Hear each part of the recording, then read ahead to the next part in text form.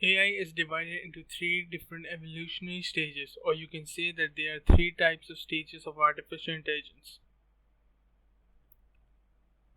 Of course, we have the artificial narrow intelligence, followed by artificial general intelligence, and that is followed by artificial superintelligence. So many currently existing systems that claim to use artificial intelligence are actually operating as weak AI, focused on a narrowly defined specific problem. Let me give you an example of artificial narrow intelligence. Alexa is a very good example of weak AI. It operates within a limited predefined range of functions. There is no genuine intelligence, or there is no self-awareness, despite being a sophisticated example of weak AI. The Google search engine, Sophia the humanoid, self-driving cars, and even the famous AlphaGo fall under the category of weak AI. So guys, right now we are at a stage of artificial narrow intelligence or weak AI. We actually haven't reached artificial general intelligence or artificial superintelligence. But let's look at what exactly it would be like if we reach artificial general intelligence. Now, artificial general intelligence, which is also known as strong AI, it involves a machine that possesses the ability to perform any intelligent task that a human being can.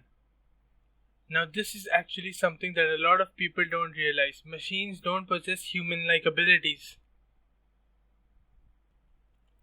They have a very strong processing unit that can perform high-level computations, but they are not yet capable of doing the simple and the most reasonable things a human being can.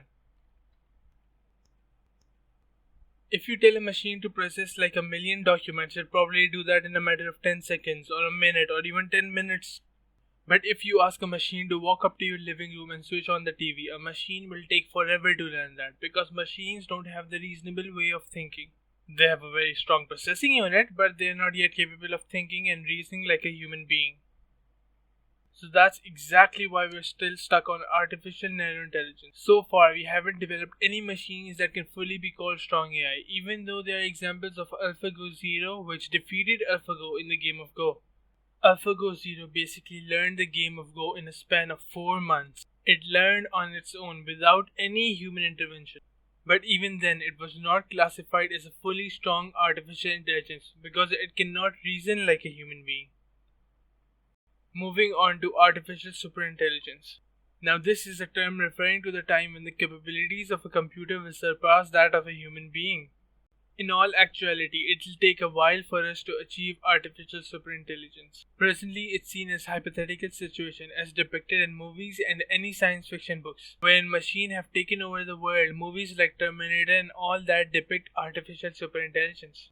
These don't exist yet, which we should be thankful for, but there are a lot of people who speculate that artificial superintelligence will take over the world by the year 2040.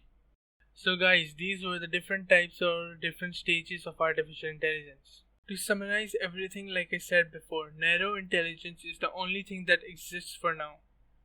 We have only weak AI or weak artificial intelligence. All the major AI technologies that you see are artificial narrow intelligence. We don't have any machines which are capable of thinking like human beings or reasoning like a human being.